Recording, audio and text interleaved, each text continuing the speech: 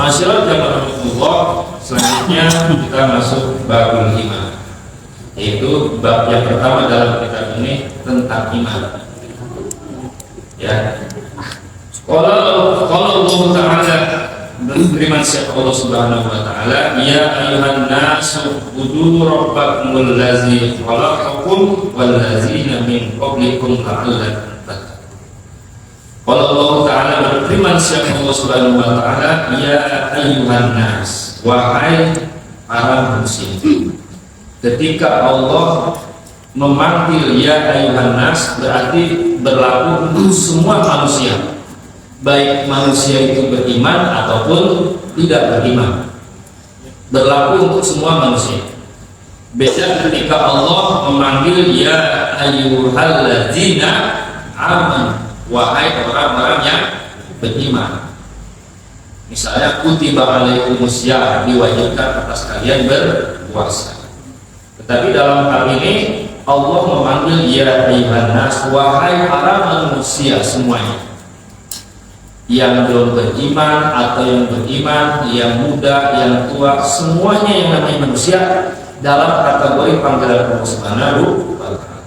Ya ayyuhan nas ubudu rabbakumul ladzi khalaqakum, wahai manusia, ubudu sembahlah Allah, Rabbakum Tuhan kalian, alladzi khalaqakum yang menciptakan kalian semua, walladzina min qablikum dan menciptakan orang-orang sebelum kalian, la'allakum tattaqun supaya kalian bertakwa.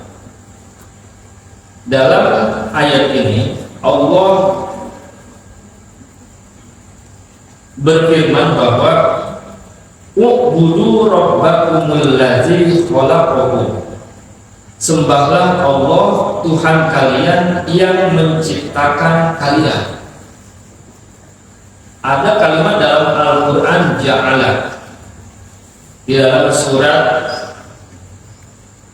Ar-Rum ayat 11 dikatakan, wa min ayatihi an khalaqalakum min anfusikum azwajan litaskunu ilaiha wa ja'ala bainakum mawaddatan wa rahmah. Dalam kalimat ini, dalam ayat ini Allah menyebut khalaqa serta ja'ala, yang artinya sama, menciptakan. Lalu kenapa Allah membedakan antara dua kalimat ini?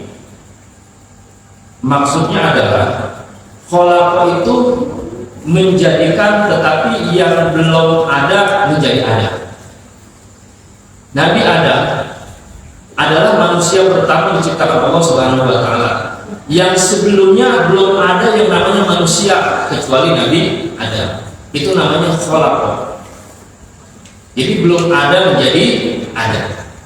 Akan tetapi kalau ja'ala itu yang tadinya sudah ada, kemudian kita kita improvisasi, kita gali, kita eksplor menjadi lebih baik atau menjadi banyak. Misalnya Allah menciptakan tumbuh-tumbuhan, khalaqa. Ketika tumbuh-tumbuhan itu, misalnya padi, sudah berbuah, maka ketika padi itu dieksplor, kemudian dikelola oleh manusia menjadi beras, nah itu namanya ya. Kemudian dimasak menjadi nasi, itu ja'ala. Ada juga yang ditambah air lagi menjadi bubur, itu juga ja'ala.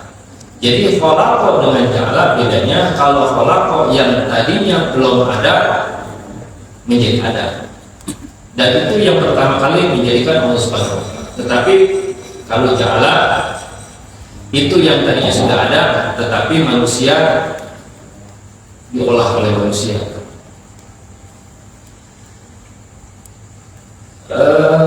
Allazi ja'ala, nah ini yang menjadikan ay khalaqa, menciptakan, lakum bagi kalian semua al-ardo akan bumi, firasyan sebagai hamparan.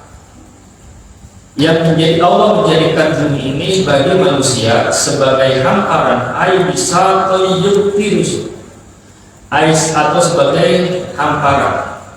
bumi itu kan datar, ya. Kalau menurut teori apa namanya dulu dalam sekolah itu, teori siapa yang mengatakan bumi itu datar? Masih ingat gak? Pelajaran waktu sekolah? Ya, Darwis ya. Ya. Tetapi padahal bumi itu kan bulat. Ya, akan tetapi karena bumi itu besar, kita melihatnya datar.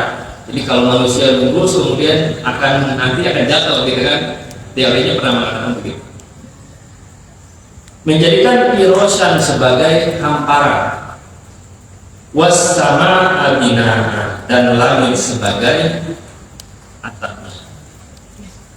Wa anzala aisakopan atau sebagai atap. Wa anzala minas sama'i ma'an, dan menjadikan minas sama'i daripada langit ma'an air, akan air. Akhraja bihi minas samarati rizqan lakum, yang dari air itulah Allah menciptakan samarat, yaitu buah-buahan. Buat apa? Rizqan lakum, sebagai rezeki bagi kalian. Fala taj'alu lillahi andada, dan janganlah engkau jadikan Allah itu sebagai sekutu bagi kalian. Aisyuraka fil ibadah, yaitu syirik dalam melaksanakan ibadah. Masyaallah rahmatullah. Kadang kita dalam beribadah ini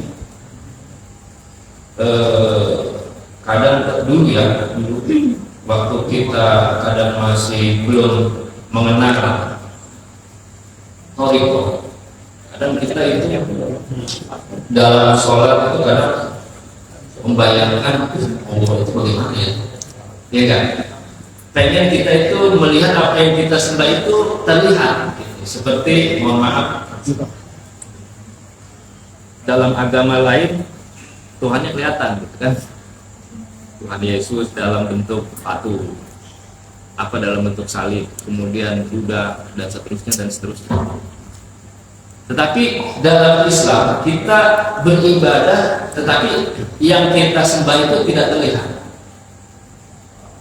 Suatu saat Nabi Musa memohon kepada Allah, wahai Allah ya Rabb, aku ingin berjumpa dengan Engkau. Maka Allah berfirman, wahai Musa, seandainya aku menampakkan diriku, niscaya dunia ini akan hancur berkeping-keping. Maka ketika Nabi Musa disuruh untuk pergi ke sebuah bukit yang disebut apa namanya, Bukit Tur Sinai, ya, dan ketika Nabi Musa ingin menaiki bukit tersebut, disuruh melepas sandalnya.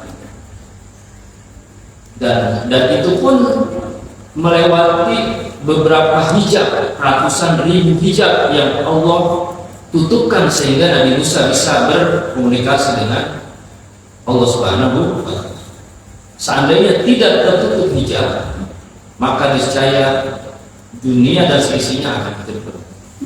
Untuk sejauh-jauh kita sanggup melihat matahari dalam jangka waktu 1 jam. Pasti bengkak mata kita, benar nggak? Bahkan bisa jadi buta. Itu baru melihat matahari, yang mana matahari itu adalah ciptaan Allah yang jaraknya ratusan ribu, bahkan jutaan, bahkan multi-miliaran kilometer. Apalagi kita melihat Allah yang nurnya itu jauh lebih besar daripada matahari itu. Maka mustahil kita sebagai manusia bisa melihat Allah di dunia ini.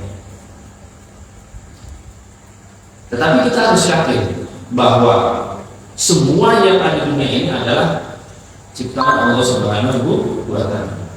Mustahil matahari yang luar biasa panasnya, yang luar biasa jauhnya, bumi yang luar biasa besar ini ciptaan manusia, nggak mungkin.